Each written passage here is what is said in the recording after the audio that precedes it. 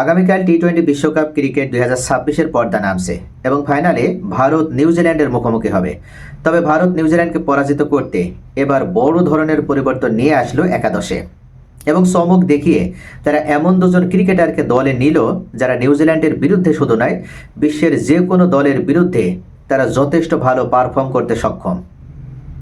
তবে বহুল আলোচিত এই বিশ্বকাপ ক্রিকেটটাকে নিয়ে সকলের যেমন আশা আকাঙ্ক্ষা রয়েছে, ঠিক তেমনইভাবে এটা অত্যন্ত আবেগের সাথেও জড়িত। এবার সেই আবেগের জায়গা থেকে ভারত চেষ্টা করবে যেন নিউজিল্যান্ডের যে বিপদ, নিউজিল্যান্ড নামক যে পথের কাঁটা, সেটা দূর করে দিয়ে তারা এই বিশ্বকাপটা নিজেদের করে নিতে পারে। এবং এটা যদি ভারত করে নিতে পারে তাহলে ভারতের জন্য বড় একটা রেকর্ডের হাতছানি, যেমন ঠিক তেমনইভাবে এখন পর্যন্ত কোনো দল পরপর দুইবার চ্যাম্পিয়ন হতে পারেনি, সেই রেকর্ডেও তারা নাম উঠাতে পারবে। এর পূর্বে ভারত দুইবার এই টি-20 বিশ্বকাপ ক্রিকেটে তারা চ্যাম্পিয়ন হয়েছে, আর এখন পর্যন্ত তারাই সব থেকে বেশি চ্যাম্পিয়ন হওয়ার দৌড়ে রয়েছে। তবে এবার ভারত চ্যাম্পিয়ন হতে পারলে 3বার বিশ্ব চ্যাম্পিয়ন হতে পারবে, যেখানে ভারত সকলকে পেছনে ফেলে দিতে পারবে। এই দুইটা বড় রেকর্ডের হাতছানি রয়েছে ভারতের সামনে। তবে ভারতের সামনে যখনই নিউজিল্যান্ড এসেছে, ভারত অসহায়ভাবে আত্মসমর্পণ করেছে। 2019 সালের সেমিফাইনালে আমরা দেখেছি নিউজিল্যান্ডের কাছে ভারত পরাজিত হয়েছিল। 2021 সালের আইসিসি টেস্ট চ্যাম্পিয়নশিপেও যখন বিরাট কোহলি ছিল, সেখানেও বিরাট কোহলির নেতৃত্বে তারা নিউজিল্যান্ডের কাছে ফাইনালে পরাজিত হয়েছিল। তো সব মিলিয়ে নিউজিল্যান্ড নামটাই যেন ভারতের জন্য একটা কাল হয়ে দাঁড়িয়েছে। তবে এবার ভারত আর সেই ভুল করতে চায় না। ভারত ইতোমধ্যে তারা প্রমাণ করে দিয়েছে যে গ্রুপ পর্বের ম্যাচগুলোতে তারা সেভাবে নিজেদেরকে মেলে ধরতে না পারলেও তারা সুপার 8-এ ওঠার পর একের পর এক, যদিও সাউথ আফ্রিকার কাছে প্রথম ম্যাচে পরাজিত হয়েছিল, এরপরে তারা গুরুত্বপূর্ণ ম্যাচ দুইটাতেই জয়লাভ করে অবশেষে সেমিফাইনালে উঠেছিল। সেমিফাইনালেও তারা ইংল্যান্ডের সাথে বিশ্ব রেকর্ড করে জয়লাভ করলো এবং সবথেকে এখন পর্যন্ত টি-20 ক্রিকেটের সবথেকে বেশি রান হওয়া ম্যাচে তারা 7 রানের ব্যবধানে ইংল্যান্ডকে পরাজিত করে আজকে এই ফাইনালে উঠেছে। এবং আগামীকাল এই মেগা ফাইনালে তাদের টার্গেট নিউজিল্যান্ডকে পরাজিত করা। কিন্তু আসলে কি নিউজিল্যান্ড এতটা সহজ কোনো প্রতিপক্ষ? নিউজিল্যান্ডের এই মুহূর্তে ফিন অ্যালেন, টিম শেফার্ড, এমনকি গিলেন ফিলিপস তারা সকলে ফর্মের তুঙ্গে রয়েছে। যে কোনো একজন ক্রিকেটার টিকে গেলে বিপক্ষ দলকে কিভাবে পরাজিত করতে সক্ষম সেটা ফিন অ্যালেনের সেমিফাইনালের ম্যাচটাতে সকলেই দেখেছে। মাত্র 33 বলে শতক করে সাউথ আফ্রিকাকে, অর্থাৎ সাউথ আফ্রিকার বড় টার্গেটকে একটা মামুলি টার্গেট বানিয়ে 12.1 ওভার বলেই সেই টার্গেট ছুঁয়ে ফেলল। অর্থাৎ অবিশ্বাস্যভাবে নিউজিল্যান্ড তারা আজকের ফাইনালে উঠেছে। তবে এবার ভারত বড় ধরনের যে পরিবর্তন নিয়ে আসতে যাচ্ছে, সেখানে 1 নম্বরে যে পরিবর্তন নিয়ে আসবে সেটা হচ্ছে অভিষেক শর্মা। এখন পর্যন্ত অভিষেক শর্মা এই বিশ্বকাপে নিজেকে সেভাবে মেলে ধরতে পারেনি। তিনি যে এই মুহূর্তে বিশ্বের নাম্বার 1 আইসিসি টি-20 র্যাঙ্কিংয়ে এবং ভারতেরও সেরা ব্যাটসম্যান, তারপর নামের সাথে সে কোনো সুবিচার করতে পারছে না। অভিষেক শর্মা আমরা যদি দেখি তাহলে 3টা ম্যাচে সে 0 রানে আউট হয়েছে, ডাক মেরেছে। একটা মাত্র ম্যাচে সে হাফ সেঞ্চুরি করলেও সেই ম্যাচটা ছিল জিম্বাবুয়ের সাথে, 54 রান করেছিল। তো সব মিলিয়ে অভিষেক শর্মার জায়গায় এবার দলে জায়গা দেওয়া হবে রিঙ্কু সিংকে। এখন পর্যন্ত রিঙ্কু সিং যে কয়টি ম্যাচ খেলেছে প্রত্যেকটা ম্যাচে সে ভালো পারফর্ম করেছে এবং ভারতের টপ স্কোরারদের মধ্যে সে একজন।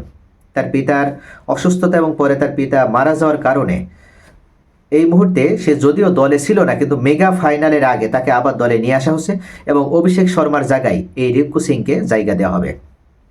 সঞ্জু স্যামসনকে আমরা দেখেছি 2টা ম্যাচ তিনি খেলেছেন অনলি, এবং 2টা ম্যাচেই তিনি অসাধারণ পারফর্ম করেছে। সেমিফাইনালে তিনি যে 89 রানটা করলো ইংল্যান্ডের সাথে এবং ম্যান অফ দ্য ম্যাচ হলো, তার এই রানের উপরে ভিত্তি করেই তো ভারত আজকে ফাইনালে। এমনকি সুপার 8-এ গুরুত্বপূর্ণ ওয়েস্ট ইন্ডিজের সাথে ম্যাচে 97 রানে তিনি অপরাজিত থেকে যে রানটা শেষ করলো, এই 2টা ম্যাচে মূলত যদি সঞ্জু স্যামসন জ্বলে উঠতে না পারতো তাহলে ভারত আজকে কোনোভাবেই এই ফাইনালে আসতে পারতো না। তবে সব মিলিয়ে ভারতের আরও একটা বড় পরিবর্তন নিয়ে আসছে, সেটা হচ্ছে বরুণ চক্রবর্তী। এই বিশ্বকাপে সবথেকে বাজে পারফর্ম করছে বরুণ চক্রবর্তী। যে বরুণ চক্রবর্তী ভারতের ক্রিকেটের শুধু নয়, ভারতের বোলারদের মধ্যে সবথেকে মেন স্তম্ভ যিনি, তেনাকেই এবার সেভাবে আমরা দেখছি না। বিপক্ষ দলের ব্যাটসম্যানরা বরুণ চক্রবর্তীর উপরে আক্রমণ করছে এবং তার উপরে আক্রমণাত্মকভাবে ব্যাট করছে। তো সব মিলিয়ে চরমভাবে বরুণ চক্রবর্তী একটা বাজে পারফর্ম উপহার দিয়েছে, যে কারণে তার জায়গায় কুলদীপ যাদবকে দলে নিয়ে আসা হচ্ছে। কুলদীপ যাদব এখন পর্যন্ত তিনি 45টারও বেশি টি-20 ম্যাচ খেলেছে এবং এই ম্যাচগুলোর ভিতরে তিনি যে উইকেট পেয়েছে সেখানে 81টা উইকেট পেয়েছে। আমরা যদি তার ইকোনমি রেট দেখি তাহলে 6.6 থেকে 6.7 এবং তার সেরা বোলিং ফিগার মাত্র 17 রানে 5 উইকেট এবং অন্তত তিনি 2বার 5 উইকেটের বেশি নিয়েছে।